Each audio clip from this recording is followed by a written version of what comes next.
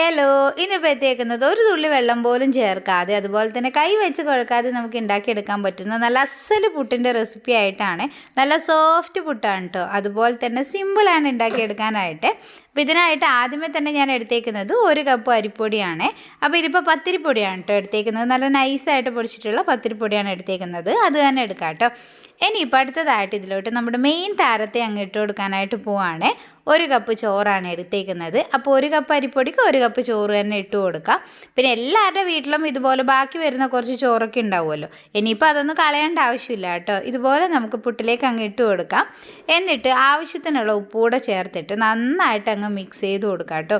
അപ്പോൾ അരിപ്പൊടിയും അതുപോലെ തന്നെ നമ്മുടെ ചോറൊക്കെ കൂടെ നല്ലോണം അങ്ങ് മിക്സ് ചെയ്ത് കൊടുക്കണം. ഇതുപോലെ എല്ലാം നമ്മൾ മിക്സ് ചെയ്ത് കൊടുത്തു കഴിഞ്ഞാൽ ഇനിയിപ്പോൾ ഇതൊരു മിക്സിയുടെ ജാറിലോട്ട് അങ്ങ് ഇട്ട് കൊടുക്കാം കേട്ടോ.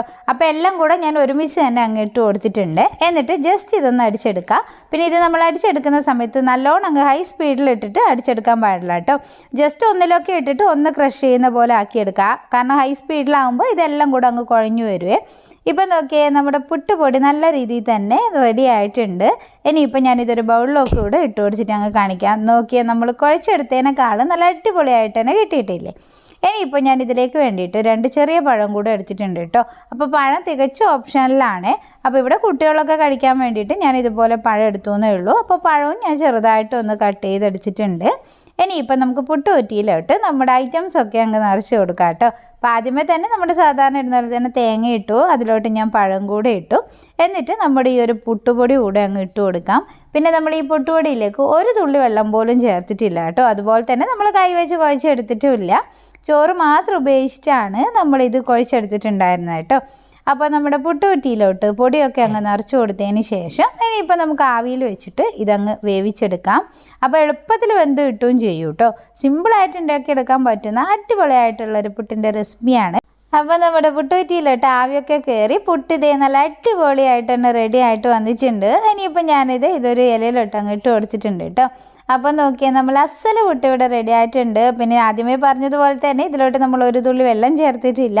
അതുപോലെ തന്നെ നമ്മുടെ വീട്ടിൽ ബാക്കി വരുന്ന ചോറ് ഉപയോഗിച്ചിട്ടാണ് ഇത് ഉണ്ടാക്കിയെടുത്തിട്ടുള്ളത് കേട്ടോ. നല്ല സോഫ്റ്റ് ആയിട്ടുള്ള കിടിലൻ പുട്ടാണ്. ഇനിയിപ്പോൾ ആരുടെ വീട്ടിലും ചോറൊന്നും ബാക്കി വരില്ല കേട്ടോ. അതുപോലെ തന്നെ നമുക്ക് 1 കപ്പ് പൊടി എടുത്തിട്ട് 1 കപ്പ് ചോറ് കൂടി എടുക്കുമ്പോൾ കൂടുതൽ പുട്ട് നമുക്ക് ഉണ്ടാക്കിയെടുക്കാനും പറ്റും കേട്ടോ. സാധാരണ പൊടി മാത്രം നമ്മൾ ഇട്ടിട്ട് ഉണ്ടാക്കിയെടുക്കുന്നതിനേക്കാളും കുറച്ച് ക്വാണ്ടിറ്റി അധികത്തിൽ നമുക്ക് പുട്ട് ഉണ്ടാക്കിയെടുക്കാനും പറ്റും. അപ്പോൾ ഇതുവരെ ട്രൈ ചെയ്തിട്ടില്ലാത്തവർ തീർച്ചയായിട്ടും ഒന്ന് ട്രൈ ചെയ്ത് നോക്കുക. എന്നിട്ട് നിങ്ങളുടെ ഫീഡ്ബാക്ക് എന്തായാലും അറിയിക്കുക കേട്ടോ. അതുപോലെ തന്നെ വീഡിയോ ഇഷ്ടമായിട്ടുണ്ടെങ്കിൽ ലൈക്ക് ചെയ്യാനും നിങ്ങളുടെ ഫ്രണ്ട്സിന് ഷെയർ ചെയ്ത് സപ്പോർട്ട് ചെയ്യാനൊന്നും മറക്കരുത്. ഇതുപോലുള്ള കുഞ്ഞു കുഞ്ഞു നല്ല നല്ല വീഡിയോസൊക്കെ ആയിട്ട് നമുക്ക് അടുത്ത ദിവസം കാണാം. അതുവരെ ബൈ ബൈ.